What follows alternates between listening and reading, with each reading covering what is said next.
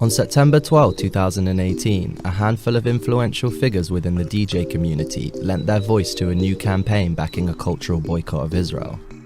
Artists such as Fortet, Ben UFO and the Black Madonna used the hashtag DJs for Palestine to post the same image on social media that stated, "As long as the Israeli government continues its brutal and sustained oppression of the Palestinian people, we respect their call for a boycott of Israel as a means of peaceful protest against the occupation." But what seems on the surface to be a united front in solidarity with the Palestinian struggle has proven to be polarizing and divisive amongst the music community, with an increasing number of cultural institutions and music venues now imposing counter-boycotts on the very same DJs who are refusing to play in Israel.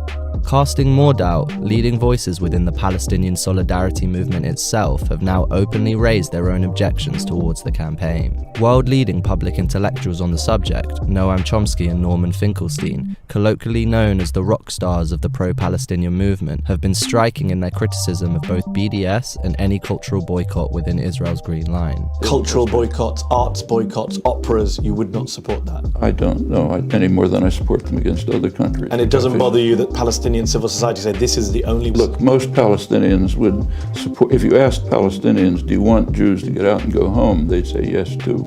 But doesn't mean, yeah, we follow that policy.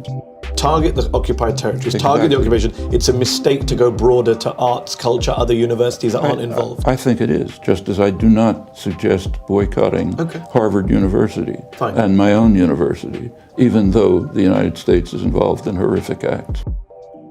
So what's actually going on? How does a cultural boycott of Israel affect the Palestinians? And what does it mean for a global community of DJs, artists and music lovers that share a liberal mindset of openness at its core? The most troubling contention that DJs such as Fortet, Ben UFO and the Black Madonna have now had to concede to has come as a direct backlash from their own fans across social media, who have pointed out other countries they have played in and are booked to play with worse human rights abuse records than Israel. As many fans noted, Fortet has just announced a tour in China, in spite of their ongoing occupation of Tibet and over 1 million Muslims held illegally in prison camps in the far western province of Xinjiang. Similarly, criticism has been levied at DJ and LGBTQ activist the Black Madonna, who in the last years played in China, Russia, Turkey and the United Arab Emirates, 4 countries ranked by both the UNHRC and Amnesty International with worse human rights records, abuses and attacks on journalistic freedoms.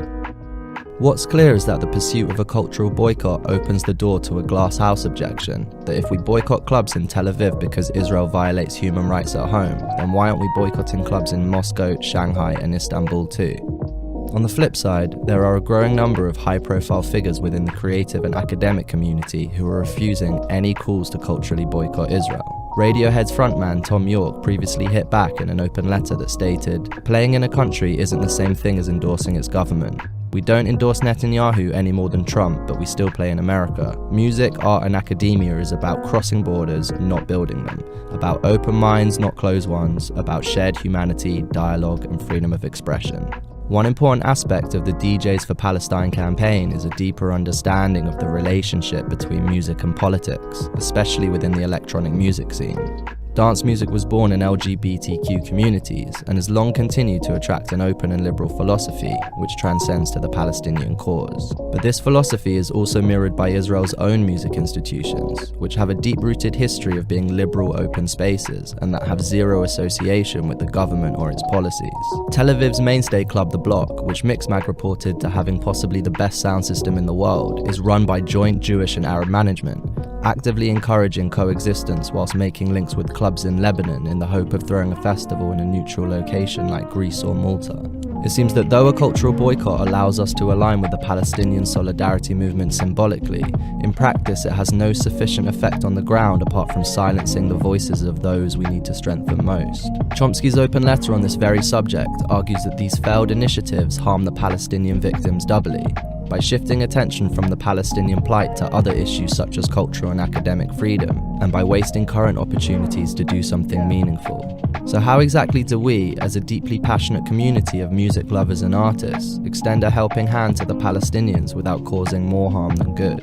Chilean-American-born Palestinian producer Nicolas Jarre still performs in Israel, but rather at places that have Palestinian involvement. This has taken him to both Haifa in northern Israel and Ramallah in the West Bank, and which still allows him to interact with people from both sides. Another Tel Avivian music spot called Honolulu is part owned by a collective of new generation Palestinians and Israelis, proving to be a beaming light of coexistence that should only be nurtured by the international community.